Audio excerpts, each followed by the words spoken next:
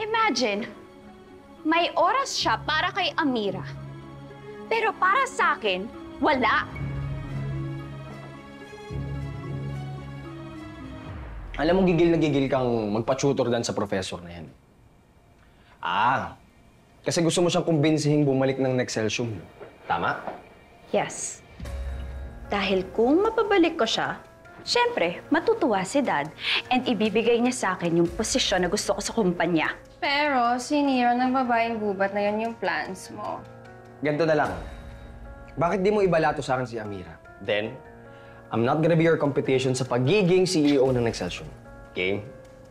First of all, ew, kuya, interesado ka sa janitress na yon?